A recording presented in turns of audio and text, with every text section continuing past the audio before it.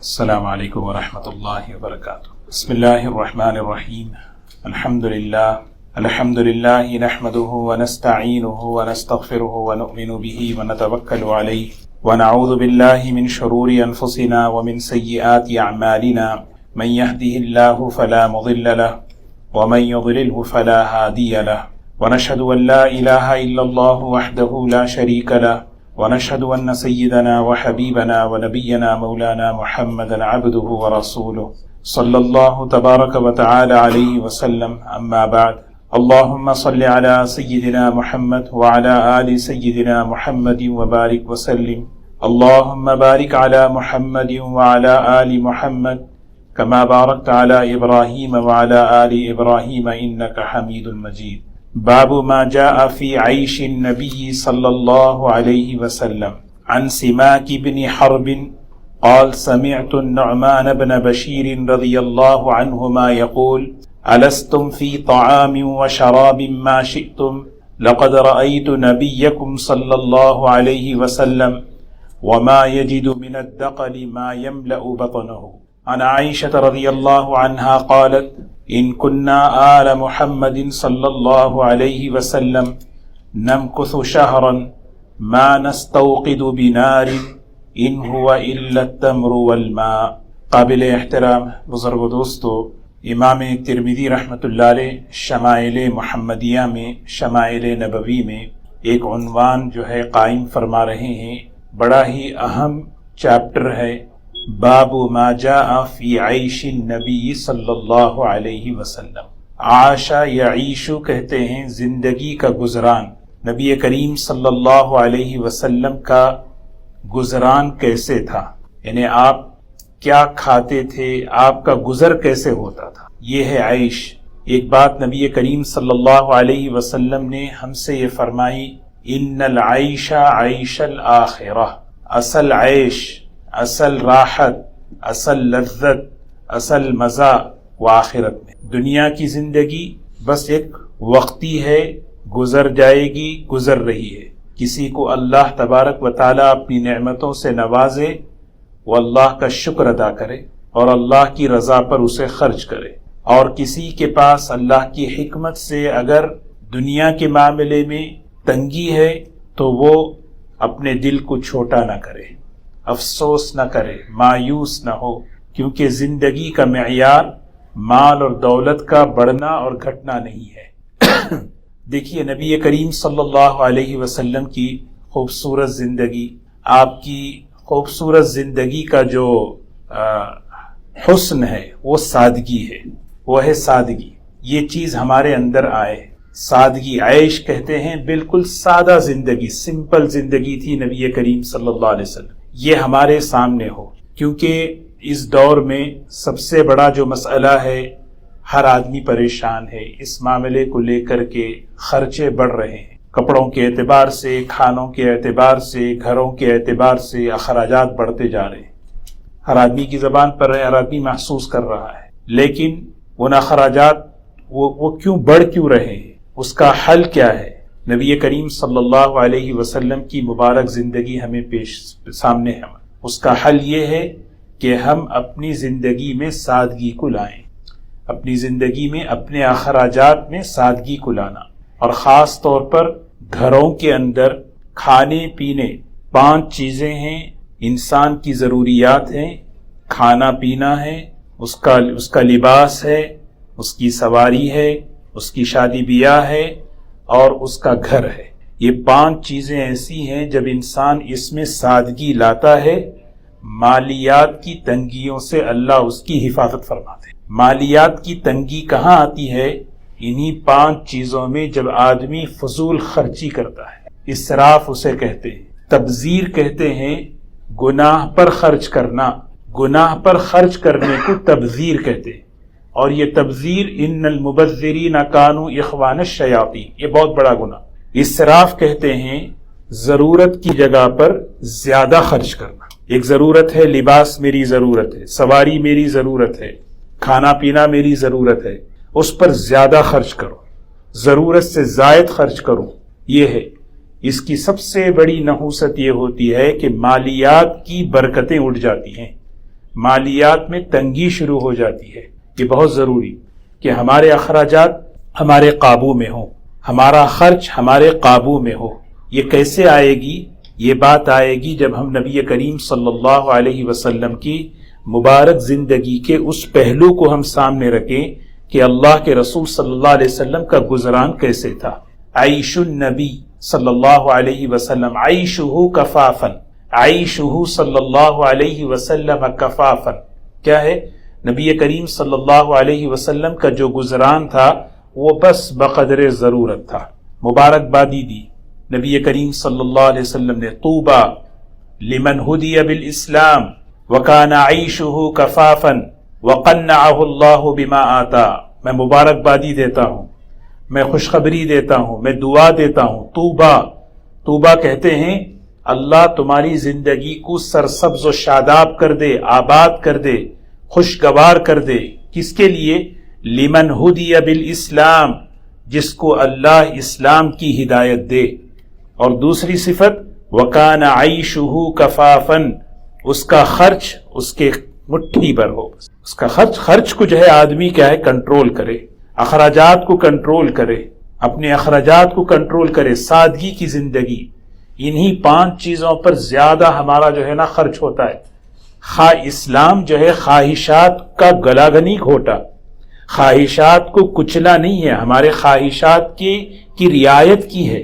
انسان کی خواہشات ہیں، کھانا پینا پہننا سب یہ ہماری خواہش ہے یہ، لیکن اس کو لمٹ میں رکھو، اس کو لمٹ میں رکھے. اگر وہ لمٹ کراس ہوتی ہے تو پھر آپ کی دینی اعتبار سے، صحت کے اعتبار سے، ذہنی اعتبار سے یہ ساری زندگیاں پریشان رہتی. آدمی ہمیشہ پریشان رہتا، میرے سے زیادہ اس کی اچھی، میرے سے زیادہ اس کا اچھا، میرے سے زیادہ. آدمی کے اوپر ایک فکر سوار رہتی ہے. اور دین کیسے برباد ہوتا ہے؟ حرص کی بنیاد پر. اندر سے لالچ بڑھتی جا رہی ہے. حلال سے پورا نہیں ہوگا تو آدمی حرام کے دروازوں میں جائے گا، وہاں سے اپنی جو ہے نا اپنی ضرورتوں کو پورا کرے گا. اس لیے جو ہے نبی کریم صلی اللہ علیہ وسلم کی مبارک زندگی کا جو حسن تھا، جو خوبصورتی تھی، وہ کیا تھا؟ وہ سادگی ہے. جتنا زندگی سادگی پر ہوگی اتنی راحت میں ہوگی، چین سکون سے ہوگی. اور جتنا تکلفات میں، تصنعات میں، تکلفات کہتے ہیں بناوٹ، تکلف میں تکلیف ہے، تکلف میں تکلیف ہے. ٹھیک ہے، اسی لیے اللہ تعالیٰ نے فرمایا قل ما اسألکم علیہ من اجر وما انا من المتکلفین. نبی جی آپ کہہ دیجئے میں آپ لوگوں سے کوئی معاوضہ طلب نہیں کرتا اور میں بناوٹی نہیں ہوں. وما انا من المتکلفین ای من المتصنعین، میں بناوٹی نہیں ہوں. سمپل جو ہے وہ بالکل یہی ہے. یہ اختیاری زندگی تھی، ورنہ اللہ تعالیٰ تو آپ کو جو ہے پیش کیے تھے کہ ہم آپ کو اگر چاہیں تو ہم بادشاہت نبوت کے ساتھ دینا چاہتے ہیں. یہ جو پہاڑ ہیں مکے کے سونا بنا دیں گے، آپ کے ساتھ چلیں گے. لیکن اللہ کے رسول صلی اللہ علیہ وسلم نے فرمایا نہیں، الفقر فخری، فقر میرے سر کا تاج ہے، فقر میں نہیں چاہتا. اور دعا کر رہے ہیں یا اللہ میرے گھرانے کے لیے بقدر کفایت روزی دے دے. جو دنیا ہے اللہ کسی کو دے رہے ہیں الحمدللہ. کمی ہے افسوس نہ کرے، اسراف پر زندگی نہ لے جائے، فضول خرچی پر زندگی نہ لے جائے، تباہ برباد. اگر ہم تاریخ پڑھیں، حکومتیں، بادشاہتیں برباد ہو گئی فضول خرچی میں. ہماری کیا دولت ہے؟ ہماری دولت کی کوئی حیثیت نہیں ہے، ہماری دولت کی کوئی حیثیت نہیں ہے. فضول خرچی میں تو بادشاہوں کی بادشاہت تباہ ہو گئی ہے. یہ بڑی منحوس چیز ہے، اللہ تعالیٰ حفاظت فرمائے. تو فضول خرچی سے کیسے بچنا؟ خاص طور پر گھر کی جو ذمہ داری عورتوں کی ہوتی ہے، عورتیں اس میں معاون مرد بنے کہ ہم جو ہے قناعت کے ساتھ، ہم جو ہے سادگی کے ساتھ. دیکھیں 2 چیزیں ہیں، ابھی ہم نے گزشتہ پڑھا ان اللہ جمیل یحب الجمال. اللہ تعالیٰ جمیل ہیں، جمال کو پسند کرتے ہیں. بھئی جمال کیا ہے؟ بھئی اچھے کپڑے پہنیں، اچھا رہیں، اچھی سواری، یہ سب چیزیں مطلوب ہیں، اللہ جمیل ہے. لیکن دوسری چیز سادگی. عجیب انداز سے رسول اللہ صلی اللہ علیہ وسلم فرما رہے الا تسمعون، الا تسمعون، سن رہے ہو میری بات؟ 2 مرتبہ فرمایا متوجہ کرنے کے لیے.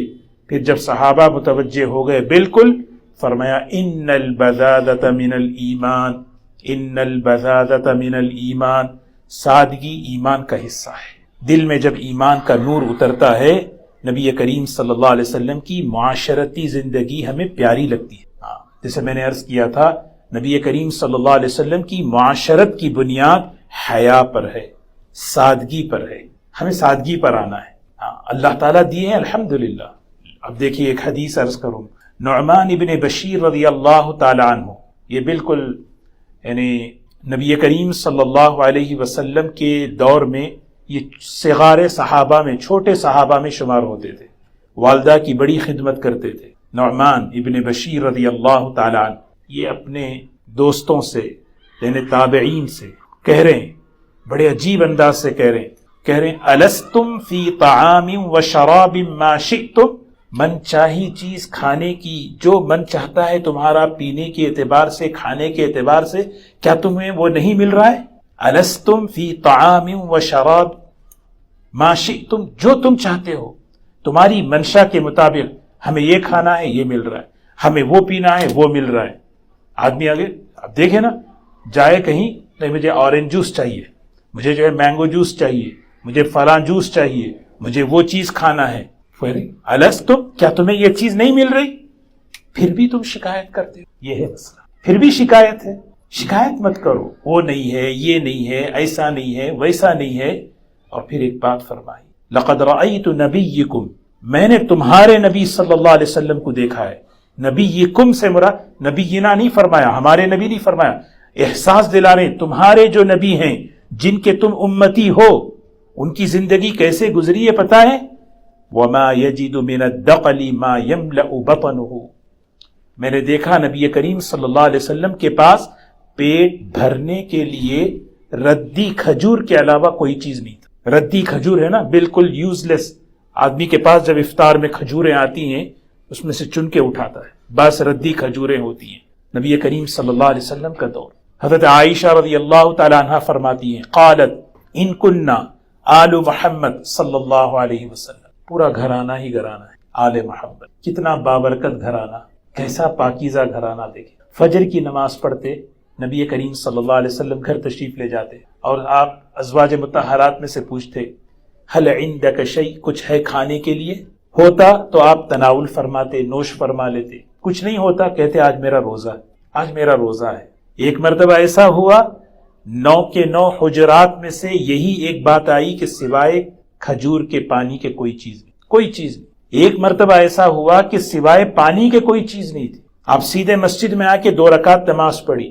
حضرت عثمان رضی اللہ تعالی عنہ پہنچا رہے ہیں، اناج پہنچا رہے، نماز کے بعد تشریف لے گئے، روٹیاں بن رہی تھی، پتہ نہیں کہاں سے آیا، کہا اللہ کی طرف سے آیا، عثمان پہنچا گئے۔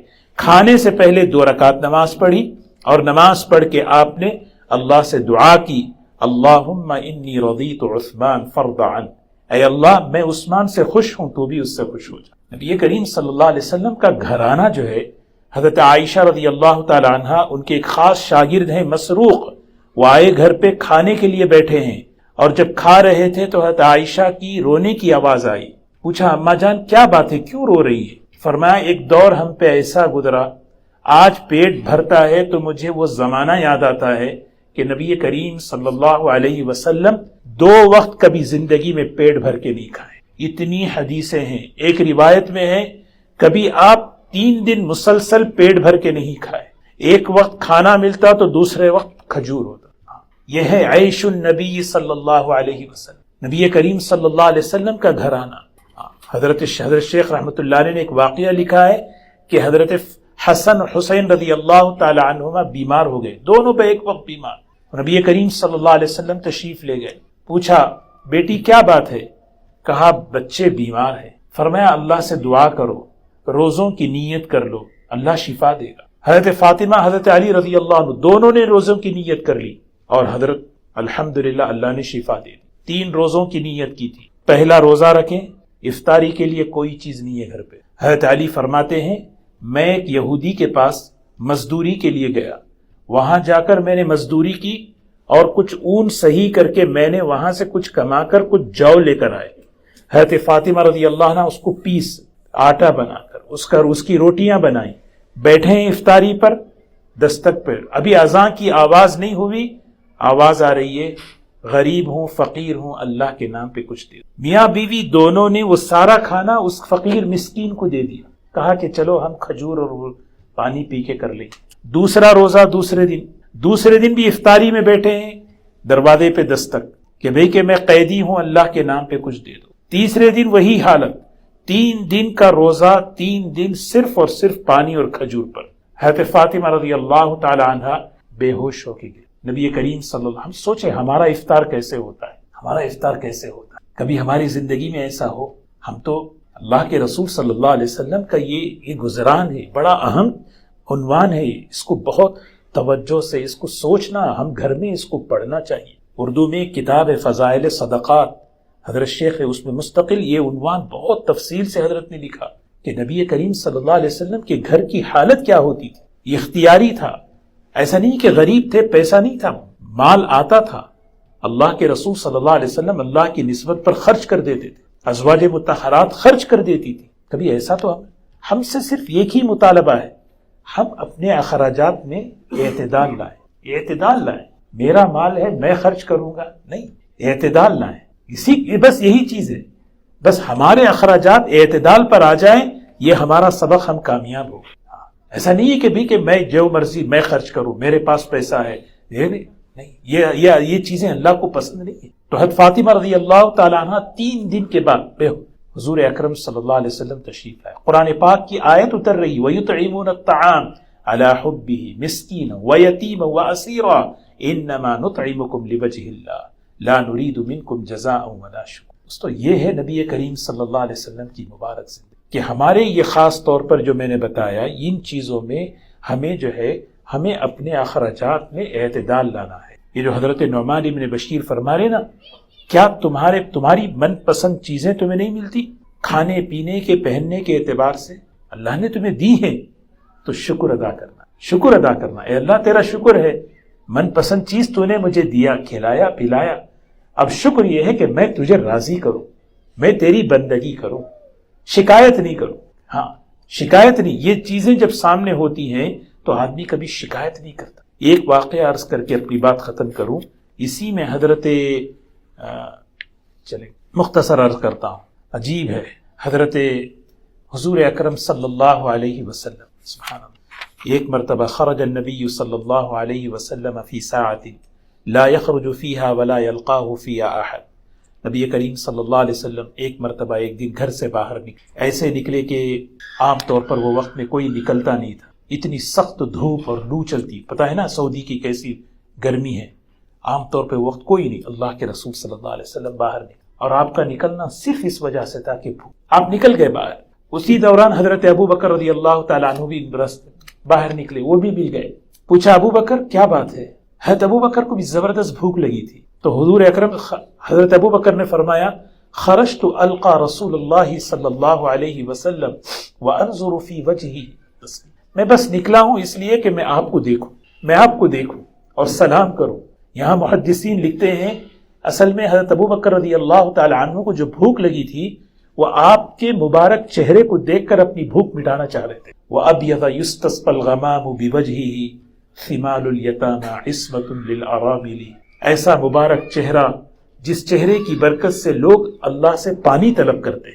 نبی کریم صلی اللہ علیہ وسلم کا چہرہ مبارک وَأَبْيَض، کہ صحابہ دیکھتے چہرے کو اپنی پریشانی بھول جاتے تھے۔